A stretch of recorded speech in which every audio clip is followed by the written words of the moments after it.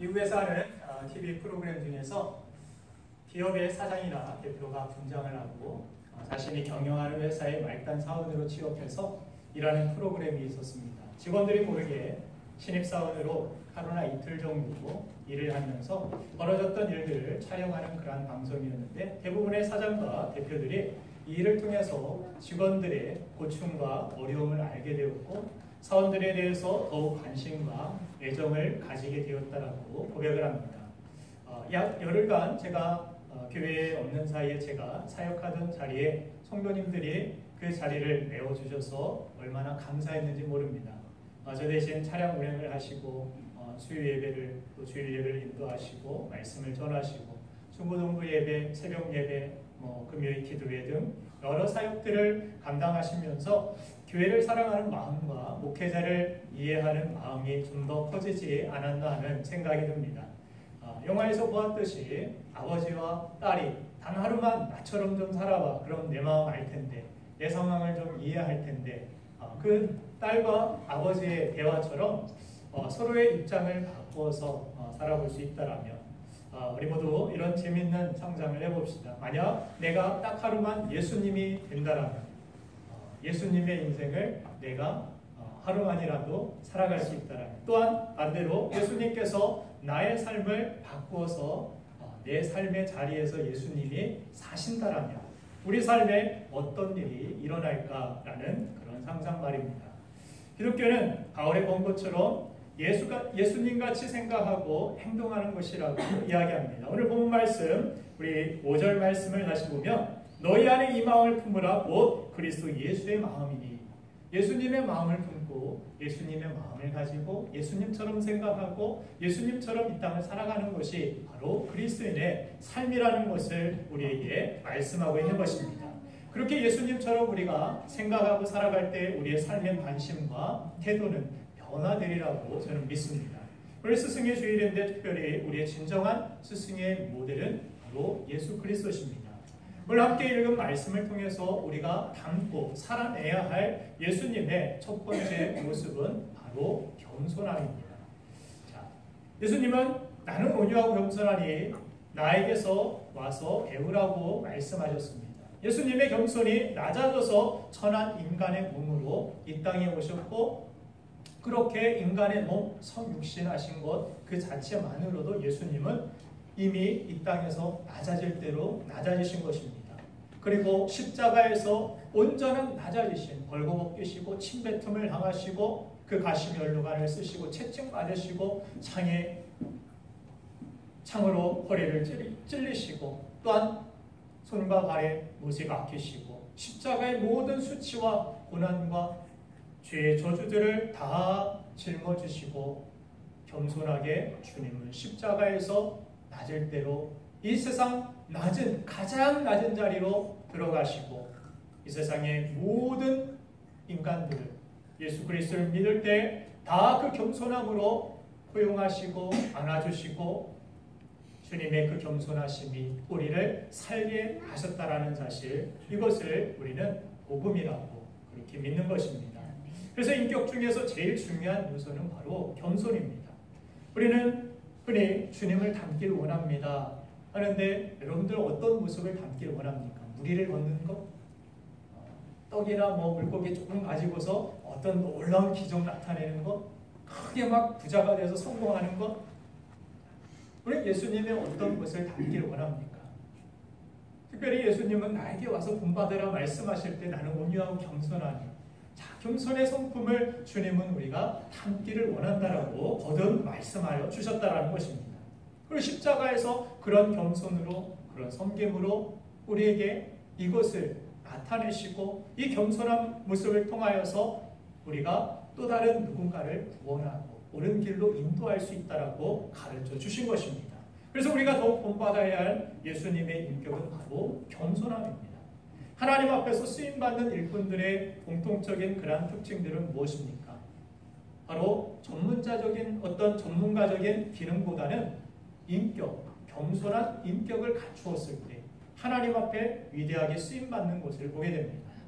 자신의 능력과 오히려 기능이 뛰어났을 때는 하나님은 모세와 같이 어떤 애굽 애굽의 왕자로서 그런 훌륭한 지위와 명예와 능력 이것을 오히려 다 버리게 하시고 그것을 다 내려놓게 하시고 오히려 하나님만을 바라보고 나는 못합니다. 나는 할 수 없습니다.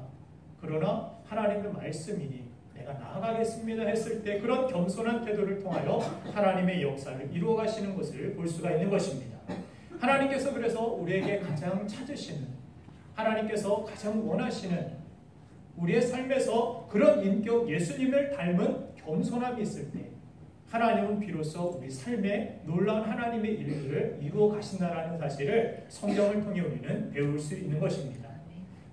오늘 빌립보서 2장에서는 온통 하나님께서 우리에게 나타내신 겸손함과 또한 그러한 사랑을 우리에게 전하고 계시는데 특별히 빌립보서 2장에서 빌립보 교회의 상황을 보니까 2절 말씀을 올라가 보면 마음을 같이하여 같은 사랑을 가지고 뜻을 합하여 한 마음을 품으라고 그렇게 이야기하고 있습니다. 이 이야기를 한 이유는 무엇입니까? 원래부터 한 마음을 가지고서 이 교회가 하나 되었다라면 이런 이야기를 할 필요도 없었을 것입니다. 빌립보 교회는 지금 다툼과 또 허영으로 서로 분열하여 있고 네가 리더냐 내가 리더냐 하면서 이것을 가지고서 싸움이 있었던 교회가 바로 빌립보 교회였습니다. 그런 서로 어른들이 싸우는 가운데 자녀들이 또 청년들이 상처를 받기도 하고 아픔을 받기도 하고 이렇게 교회가 중심이 흔들릴 만한 그런 일들이 벌어졌던 곳이 바로 이 빌립보 교회였습니다. 사도 바울은 이 상황을 보고서 주 안에서 같은 마음을 품으라고 오늘 우리에게 권면합니다. 그러면서 예수님의 마음을 품어라. 예수님의 마음 중에서 우리가 가장 중요하고 또한 교회가 하나 되기 위하여 하나님의 영광을 나타내고 많은 사람들을 옳은 길로 진리로 인도하기 위해서는 우리에게 가장 중요한 예수님의 인격, 성품이 필요한데 그것이 바로 겸손함이라는 사실입니다. 3절 말씀에서도 올라가 보면 다시 한번 이야기하면 아무 일에든지 다툼이나 허영으로 하지 말고 오직 겸손한 마음으로 각각 자기보다 남을 낮게 여기고 자기보다 남을 낮게 여겨야 되는데 이 사람은 낮게 여겼습니다. 자기보다 다 못한 사람들 내 말이 옳아 내가 경험이 많아 신앙생활도 내가 더 오래 했고 내가 성경적인 지식도 더 많이 가지고 있고 이런 이유들을 가지고서 서로 자신의 입장과 자신의 판단과 생각들을 주장하기 시작하니까 하나가 될 리가 없습니다. 내가 다 잘났다고 서로 떠드는데 하나가 될 수 있겠습니까? 서로 나는 틀릴 수도 있고 당신이 맞을 수도 있고 당신이 오히려 더 나을 수 있다는 이런 생각을 가지고서 그 안에서 가장 좋은 길과 좋은 방법들을 찾아내야 되는데 서로 자기가 다 옳다고 하니까 싸움만 있고 다툼과 허영으로 이 빌립보 교회는 위기에 처해 있었다는 사실입니다. 공동체를 하나 되게 하는 힘은 무엇에 있습니까? 바로 겸손함에 있습니다. 예수님의 겸손하신 모습이 하나님과 우리를 화목하게 만들고 하나 되게 만든 것입니다. 예수님의 겸손은 하나로 묶는 힘이 있었습니다. 하나 되게 만드는 리더의 가장 중요한 자질은 무엇입니까? 바로 이 겸손함이라는 사실입니다. 겸손함이 없는 리더들, 갑질하는 이야기들을 여러분들 많이 들어보지 않습니까? 얼마 전에 서비스 업계에서 서빙을 하는 친구들의 옷 등에 보니까 누군가의 귀한 아들이고 누군가의 귀한 딸입니다. 귀하게 대해달라는 그런 문구를 읽어볼 수가 있었습니다. 또한 어느 기업에 전화를 해보니까 그 기업에서 상담하시는 분이 전화를 받기 전에 누군가의 귀한 존경받는 아버지이고 어머니일 수 있습니다. 여러분들도 그렇게 대해 주셨으면 좋겠습니다 하는 그런 멘트가 흘러나오는 것을 들어보면서 이전에 볼 수 없었던 이런 멘트가 이런 문구가 자주 등장하는 그런 이유 가운데 하나는 그만큼 자신의 어떤 위치와 리더의 어떤 위치에서 또 갑의 위치에서 의뢰대하여서 횡포를 하고 함부로 대하는 그런 모습들이 많아지기 때문이 아닌가 이런 생각을 해보았습니다. 이 시대에 정말 그리스도인들이 빛과 소금이 되기 위해서 어둠 속에서 진정한 빛을 드러내기 위해서는 예수님의 이 성품, 겸손의 모습이 더더욱 필요하다라고 생각을 합니다. 예수님이 이 땅에 겸손의 왕으로 오셨고 친히 모든 겸손의 모본을 우리에게 보여주셨다라면 그분을 믿고 그분을 섬기는 우리 역시 그러한 겸손의 삶을 살아야 하는 것이 마땅한 것입니다. 우리의 주님이신 예수님이 우리 때문에 모든 것을 내려놓고 겸손한 모습으로 우리를 찾아오셨다라면 어찌 우리가 교만할 수 있겠습니까? 그 주님을 우리가 믿고 주님을 만났다라면 내가 어떻게 교만할 수 있겠습니까? 내가 무엇이 잘났다라고 이야기할 수 있겠습니까? 오늘날 시대는 그렇게 권위가 부재한 시대라고 이야기를 합니다. 사람의 권위는 물론 하나님의 권위도 늘 시험대 위에 올라가서 사람들이 이리저리 난도질하고 다른 그런 자신들의 어떤 생각을 가지고서 판단하고 비판하는 모습들을 볼 수 있습니다. 하나님이 이렇게 말씀하셨습니다. 하나님의 뜻이 이것입니다. 하나님의 말씀에 의하면 이것은 죄입니다. 이런 성경적인 가르침에 대해서 세상 사람들은 이의를 제기하고 불만을 제기합니다. 성경은 그렇게 말하고 있지만 제 생각은 다릅니다. 하나님은 그렇게 말씀하셨는지 모르겠지만 내 생각은 다릅니다. 나는 내 생각대로 살아갑니다. 이것은 불신자만의 문제는 아니라고 생각합니다. 교회 안에서도 우리 믿는 성도들 안에서도 이런 일들이 비일비재하게 일어나고 있기 때문입니다. 내 고집과 아직 내 생각과 뜻을 끝까지 버리지 못하고 내 방식대로 하나님의 뜻과 말씀에 우리가 하나님의 뜻에 대하여서 그분의 뜻을 복종시키시고 겸손하게 순종의 길을 가셨기 때문에 십자가에서 우리를 구원하실 수 있지 않았습니까? 우리가 그분보다 높은 존재가 아닌 줄로 믿습니다. 우리가 하나님을 무시할 만큼 잘난 존재들입니까? 그렇지 않다면 예수님이 우리의 참된 주님이시라면 우리는 마땅히 우리의 고집과 우리의 아집을 버리고 하나님의 뜻과 말씀에 순종하는 자리로 나아갈 수 있어야 할 것입니다. 이것이 바로 우리가 품어야 할 예수님의 마음이라고 성경은 가르쳐주는 것입니다. 우리가 많은 부분 예수님을 나는 어떻게 만나는지 모르겠습니다. 예수님을 어떻게 만나야 됩니까? 이렇게 질문하시는 분들이 계십니다. 예수님은 어디에서 어떻게 만날 수 있습니까? 이 땅에 인간의 몸을 입고 오신 예수님은 누구든지 주님을 찾을 수 있도록 누구든지 주님을 만날 수 있도록 가장 낮은 모습과 자리로 우리를 찾아오셨습니다. 그리고 예수님은 사람들의 섬김을 받으러 오신 것이 아니라 오히려 친히 다른 이들을 섬기러 오셨다라고 말씀하셨습니다. 그래서 예수님은 이 세상에 겸손히 섬기기 오셨기 때문에 우리가 내 생각과 내 고집을 내려놓고 내 판단을 내려놓을 때 그렇게 회개하며 내 자신, 내 생각 이것을 십자가에 못 박고 주님을 영접할 때 주님을 우리는 비로소 만나게 될 것입니다. 주님은 그렇게 낮은 자리에 계십니다. 겸손한 자리에 계십니다. 섬기는 자리에 계십니다. 다른 사람을 주님의 마음을 품고 우리가 겸손히 섬길 때 그곳에서 또한 우리는 예수님을 만날 수 있는 것입니다.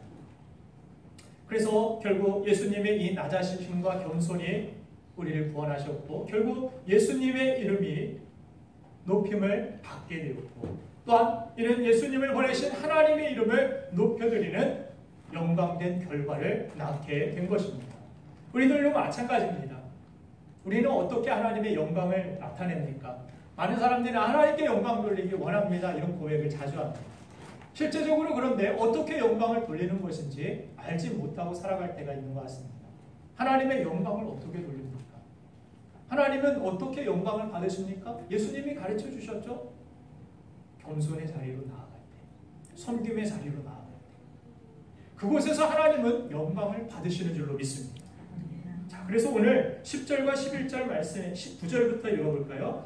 오늘 본 말씀 같이 한번 읽어보도록 하겠습니다. 시작! 하나님이 그를 지극히 높여 모든 이름 위에 뛰어난 이름을 주사 하늘에 있는 자들과 땅에 있는 자들과 땅 아래에 있는 자들로 모든 무릎을 예수의 이름에 꿇게 하시고 모든 입으로 예수 그리스도를 주라 하시며 하나님 아버지께 영광을 돌리게 하셨느니라. 아멘. 영광은 이렇게 돌리는 것입니다. 영광은 내가 막 큰 거부가 되고 내가 큰 능력자가 되고 내가 어떤 완벽한 사람이 되어서 하나님께 영광 돌리는 것이 아닙니다. 하나님께 영광을 돌린다라는 그러한 명목 아래 많은 사람들이 내 욕심을 따르고 내 생각을 따르고 내 고집대로 살아가면서 나는 하나님께 영광을 돌립니다. 아닙니다. 절대 하나님은 그렇게 영광 받으시지 않습니다. 하나님의 영광은 예수님처럼 십자가를 지고 주님 앞에 하나님의 뜻의 말씀 앞에 겸손히 순종하여 나아갈 때, 하나님의 뜻을 섬기며 나아갈 때, 몸된 교회를 그렇게 성도들을 섬기며 나아갈 때 하나님은 이 교회를 통하여 영광을 받으시고 우리의 삶을 통하여 영광을 받으시는 줄로 믿습니다. 자, 그렇게 하나님은 우리의 삶을 통하여서 우리의 겸손함을 통하여 우리의 삶의 순종함을 통하여서 영광을 받으신다는 사실, 이 사실을 여러분들 꼭 잊지 마시기 바랍니다. 그런데 우리가 낮아지지 못하고 겸손해지지 못하는 이유가 있습니다. 그 이유는 무엇입니까? 내가 낮아지면 사람들이 자꾸 나를 무시하기 때문입니다. 내가 자꾸 섬겨주면 나를 하찮게 보기 때문입니다. 그렇죠? 여러분들도 누군가를 막 잘해주고 섬겨줬는데 그 사람이 어느 순간 나를 종처럼 생각합니다. 진짜 자기 종처럼. 그렇죠? 내가 진짜 종이 아니라 예수님처럼 닮길 원해서 예수님처럼 섬기길 원했고 그렇게 살아가는 마음으로 섬겨주었는데 돌아오는 것은 무엇입니까? 오히려 나에게 때로는 비난과 때로는 아픔과 무시당함과 함부로 대함받는 기분 나쁨이 우리에게 돌아오게 될 때가 있다는 사실입니다. 그런 경험들을 하게 되면 어떻습니까? 나 다음부터 안 섬길 거야.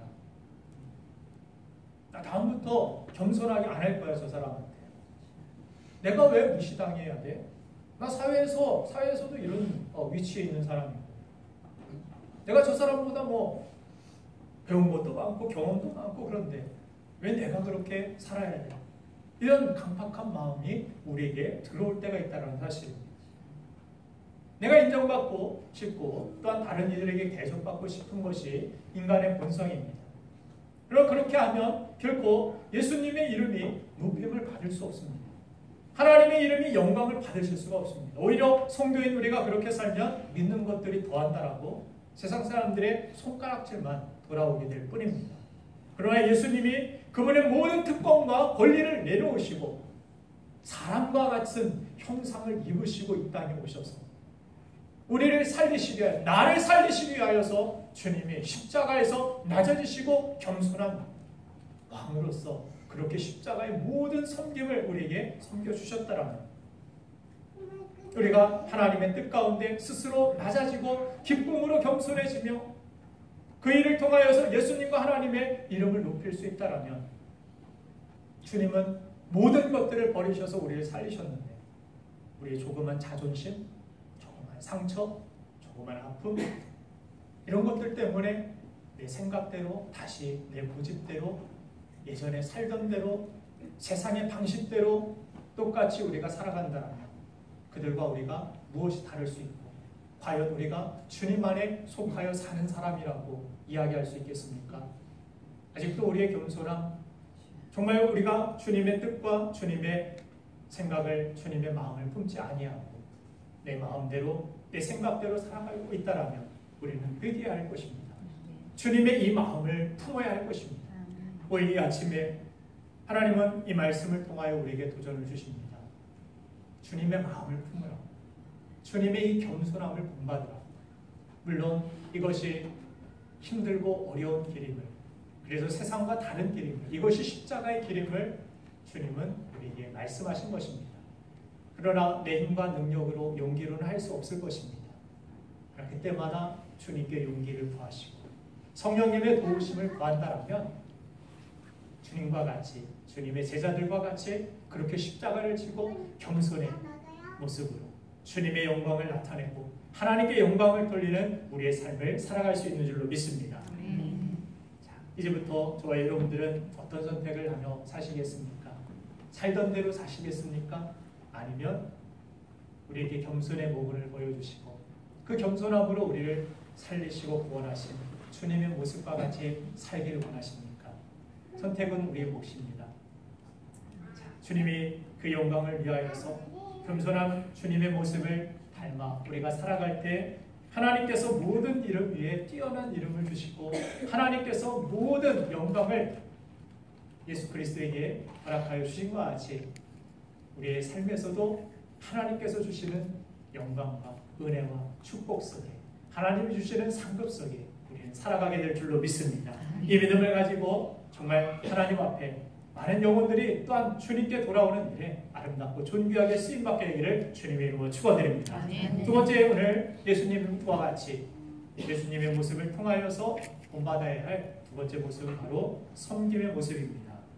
자, 오늘 8절 말씀 다시 보면 사람의 모양으로 나타나 자기를 낮추시고 죽기까지 복종하셨으니 곧 십자가에 죽으심이라. 주님께서 우리를 섬겨주신 십자가에서 복종하셔서 하신 일이 무엇입니까? 섬김입니다. 제자들에게도 끝까지 특별히 배반한 가룟 유다에까지도 그 발을 씻겨주셨던 예수님의 모습을 기억하실 것입니다. 그리고 가서 너희들도 이와 같이 하라고 말씀하여 주셨습니다. 이와 같이 뭘 하라는 것입니까? 맨날 발만 씻어줘라 그 이야기 하신 것이 아니라 우리 삶에 있어서 주님과 같이 다른 이들의 섬김을 통하여서 복음이 그들에게 전달되고 주님의 사랑이 그들에게 전달될 수 있도록 우리 그리스도인의 삶에서는 이 섬김을 통한 봉사와 섬김을 통한 복음이 세상에 흘러 들어가야 됨을 주님은 가르쳐 주신 것입니다. 4절 말씀에서도 올라가 보면 각각 자기를 돌볼 뿐더러 또한 각각 다른 사람들의 일을 돌보아 나의 기쁨을 충만하게 하라. 자, 자기 일도 돌봐야 됩니다. 여러분들 일들도 열심히 해야 되고 여러분들 가족도 열심히 돌보고 부양할 책임들이 우리에게 있습니다. 그러나 우리에게는 또 하나의 책임과 또 하나의 사명이 있습니다. 무엇입니까? 바로 다른 영혼들을 살피고 돌보는 일입니다. 이 사명이 있는 것이 세상 사람들과 다른 그리스도인의 삶인 것입니다. 주님은 우리를 부르실 때 그냥 너만 천국 가, 다른 사람들은 지옥 가, 그래서 나만 특별해가지고 우리를 구원하신 것이 아닙니다. 주님이 우리를 부르셨을 때 또 하나의 열매를 기대하시며 또 하나의 영혼들을 구원하고 우리를 그렇게 많은 사람들 중에서 먼저 택하시고 불러주셨다라는 사실을 여러분들이 꼭 잊지 말아야 할 것입니다. 나는 혼자 천국 가기 위해서 부름받은 사람이 아닙니다.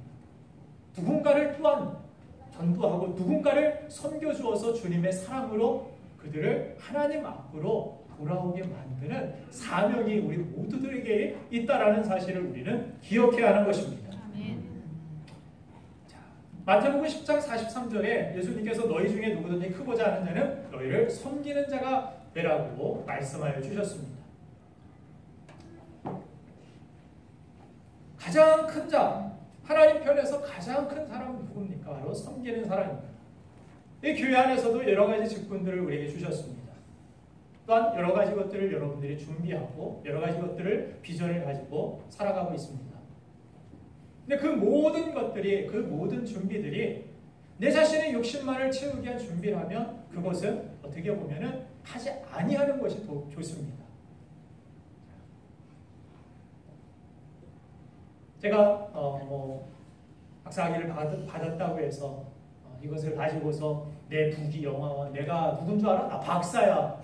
이러려고 학위를 땄을까요? 이런 사람이 있다면 정말 옹졸한 사람이고 그 박사는 빨리 졸업장 학위 증서를 찢어버려야 됩니다. 왜 최선의 것을 준비하고 왜 우리가 앞을 향하여서 뭔가 나에게 주어진 삶에 대하여서 열심히 준비하고 살아야 할 그런 책임이 우리에게 왜 있는 것입니까? 여러분들 자녀들에게도 제가 그렇게 가르치라고 누누이 말씀드리죠. 공부 왜 하느냐? 하기 싫은 공부 애들 비전이 없으니까 정말 하기 싫습니다. 이거 왜 해야 되는지 몰라요. 그렇죠? 할 수만 있다면 그래서 예전부터 그런 생각이 있어요. 아프리카 막 오지 같은데 우리 자녀들 정말 흙탕물로 걸러서 먹는 아이들, 쓰레기통 뒤져가지고 음식 먹는 벌레 막 지나가는 거 그거 털어내고서 음식 먹는 아이들 한 번씩 좀 보고 도전 좀 받고 왔으면 좋겠다라는 그런 생각을 해봅니다. 애들이 뭘 위해서 이 편안한 삶이 주어졌는지 그냥 누워서 맨날 핸드폰 게임이나 하고 맨날 잠이나 자고 놀고 이런 거 하라고 주어진 그런 삶과 환경이 아니라 다른 누군가보다 뭔가가 더 주어졌고 뭔가가 준비할 수 있는 그런 뭔가가 있었더라면 그것은 누군가를 향하여서 잘 섬기라고 하나님께서 주신 은사며 축복이라는 사실, 이것을 잊지 마라. 악기하는 친구들도 그렇고 제 자녀들에게도 그렇고 그래요. 너 그거 준비해서 뭐 할래? 그거 해서 결국 뭐 할래? 돈 많이 벌고 뭐 좋은 집 살고 좋은 차 사고 떵떵거리면서 나 누군지 알아? 나 박사야. 나 돈 많은 사람이야. 부자야. 이거 나타내려고? 우리 인생의 목적이 이것뿐이라면 이게 영광스럽습니까? 수치스러운 거죠. 오히려 더 많이 가졌다라는 것이 수치일 것입니다. 부끄러운 일일 것입니다. 그것 가지고 썩어져가는 냄새만 풍기고 있다라면 그만큼 수치스러운 것도 없을 것입니다. 그런데 내가 누군가보다 더 큰 어떤 직분을 받고 누군가보다 더 많은 것을 가지고 더 많은 것을 준비할 수 있고 가지고 있다라 소유하고 있다라면 그것을 예수님께서 하늘 보좌 영광을 다 버리시고 낮고 낮은 이 자리에 이 땅에 오셔서 우리를 섬겨주시고 제자들의 발을 닦아주셨을 때 거기에서 하나님의 영광이 드러나고 거기에서 진정한 사랑이 있고 그 섬김을 통하여서 제자들이 나중에 주님의 부활을 경험한 성령을 체험한 그들이 이제 다시 자신의 고기만을 잡기 위하여 살았던 그의 인생을 다시 이제 돌이켜서 주님의 영광을 위해 많은 영혼들을 구원하고 살리기 위하여 살아간 것 같이 그런 제자들을 위한 섬김의 모습이 바로 우리의 삶을 통하여서 다른 누군가에게 드러나야 할 모습이라는 사실, 이것을 우리는 배워야 하는 것입니다. 그래서 주님의 이 땅에 오신 마음, 주님의 마음은 바로 섬기고자 하는 마음이었습니다. 여러분들 교회에 오실 때에도 여러분들이 은혜 받고 여러분들이 축복받고 여러분들이 성공하고 좋습니다. 자기 일도 돌보라고 말씀하시니까 하나님께서 여러분들에게 그것들이 필요한 것을 아신다라고 말씀하셨습니다. 그러나 우리에게 세상 사람들과 똑같이 내 성공, 내 출세, 내 욕심, 내 부귀영화, 내 편안함 이것만을 생각한다면 예수님 안에 거한 예수님께서 세상과 구별되게 거룩하게 부른 우리의 삶의 모습은 아니라는 것입니다. 정말 구별된 자로 하나님의 백성으로 예수님 안에 거하는 삶이라는 것은 예수님의 이 마음을 품고 예수님 안에서 어떻게 살아가는 것입니까? 누군가를 섬기는 삶을 살겠습니다.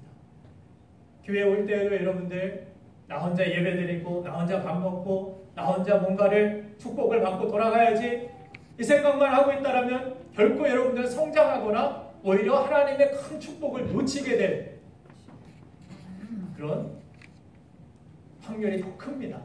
우리 예수님은 너희는 먼저 그의 나라와 그의 의를 구하리라. 그리하면 이 모든 것을 너에게 더하시리라. 아멘. 하나님은 이렇게 섬기는 자들을 축복해 주십니다. 오병이의 기적을 통하여서 그 자녀, 그 소년이 작은 도시락을 내밀죠. 어느 집 자식인지 정말 잘 배운 자식이에요. 그죠? 가정교육이 제대로 된 자식이죠. 이거 내 거야. 이 수많은 사람들 앞에서 내 도시락이야. 배고파 죽겠는데 나 먹어야지. 이게 아니라 주님이 찾으실 때 여기 제 도시락 있습니다. 저 배고프지만 그렇게 헌신하고 나아갔을 때 그 섬김이 어떻게 됩니까? 5,000명 이상, 그죠? 남자만 5,000명 이상 먹고도 남는. 거기 있었던 여자와 아이들까지 숫자를 센다면 10,000명 이상 사람들이 먹고도 풍족하게 남는 그런 기적과 역사가 있었다라는 사실입니다. 섬김은 내 자신이 어떤 대우를 받을까 생각하는 자리에서 내려오는 데부터 시작돼야 됩니다. 내가 교회에 와서 어떤 대우를 받을까, 대접을 받을까 이 생각을 하면 벌써 섭섭이 마귀라고 하죠. 섭섭이 마귀가 찾아옵니다. 나랑 친구하자고. 목사님 섭섭합니다. 성도님 섭섭합니다. 교회가 섭섭합니다. 나를 알아주지 않고 나를 섬겨주지 않고 나를 존경해주지 않고 나를 위해 주지 않는 것 같습니다. 섭섭합니다. 주님은 한 번도 여러분들을 섭섭하게 하신 적이 없습니다. 그런데 내 자신의 마음이 문제입니다. 내 자신의 마음이 높아졌고 내 자신의 마음이 섬기기보다는 예수님의 이 마음을 품기보다는 내가 누군가로부터 섬김을 받으려고 했을 때 뭔가가 서운해지고 섭섭해지고, 그래서 우리의 신앙생활도 엉망진창이 되어버리는 그런 경험을 할 수도 있는 것입니다. 우리 성도들의 삶들을 볼 때 신앙생활을 어떤 사람이 기쁘게 하고 감사하게 하느냐 보면은 그렇습니다. 뭔가를 막 섬겨요. 뭔가 있으면, 좋은 것이 있으면 막 나눠주려고 합니다. 그렇죠? 섬길 때 막 기쁨을 막 있고, 하나님이 주시는 기쁨도 있고, 또 하나님이 채워주심도 있고, 하나님의 은혜가 있습니다. 여러분들 하나님 앞에 정말 복을 받고 싶습니까? 어떻게 복을 받습니까? 섬김의 지경이 넓혀져야 됩니다. 예수님이 이 마음을 품고 섬기는 자리로 여러분들이 나아가셔야 됩니다. 뭔가 있으면 다 내 거야. 다 나를 위해서 내가 높아져야 되고, 이런 마음 가운데서는 하나님의 은혜가 없습니다. 항상 어두운 마음뿐이고 항상 불평과 원망과 하나 되지 못하는 다툼과 이런 일들이 벌어질 뿐이라고 성경은 우리에게 조언해주고 있는 것입니다. 그렇기 때문에 이 섬기기 위해서 비전과 준비를 통해 일생을 사셨던 주님, 또 십자가에서 온전한 섬김으로 우리를 권하신 예수님처럼 오늘도 우리는 예수님의 마음을 품고 그렇게 살아가야 될 줄로 믿습니다. 기도하겠습니다.